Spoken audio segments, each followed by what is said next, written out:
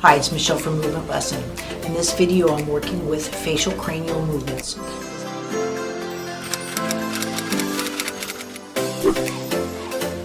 This little munchkin has SMA type 1 and she wears a BiPap, right? She's been intubated. She almost died of respiratory distress due to her complications of SMA before she got Spinraza. That's how I started working with her when she was 4 months old. She's now 4 years old. It's very nice when a child falls asleep on my table because I can really go in and do some of my advanced cranial work. I'm going to talk through right now what I'm doing to help her face move and move into ways that she normally can't work on with herself. Again, the BiPap comes down here, Tegaderm tape. My child might have been intubated or cannulated, and these will affect their movements. Right now, in this part of the video, this child wears a BiPap, and you can clearly see me now working right with the zygomatic maxillary suture and just getting that a rotational midline crossing, going back into the lambdoidal mastoid suture right along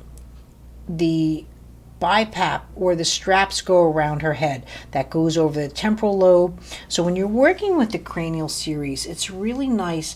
Almost like when you throw a ball. I get it that I'm not taking one finger and throwing a ball over first base, but you still have that direction of movement. And I have to do that through the skull.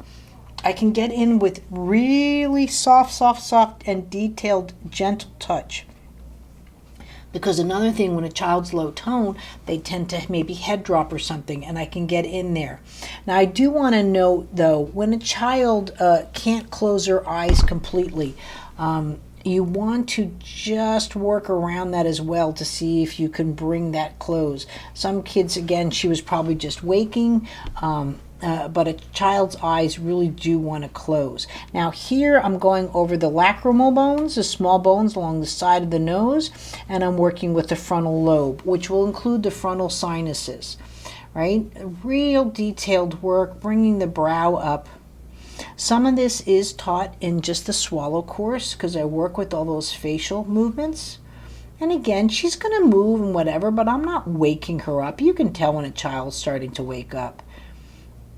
But really to take advantage these notice my touch is quite long and very specific. Now in a sense here, I'm almost opening her eyes, but she's asleep.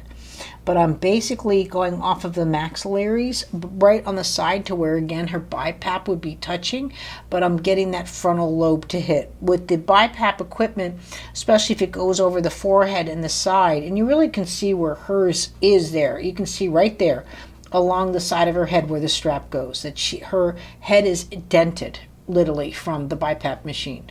And so here I'm going after when I'm working on the cheek like that, going into the zygomatics, but still into the maxillaries. I'm working on specifically where tape would have been, cannulation, any kind of restrictions in movements, in the facial movements, but I always have a counter rotational touch.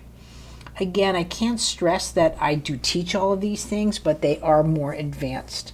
But by any means that you can start working with your child's face, especially in the swallow course and in the Super Baby Boot Camp.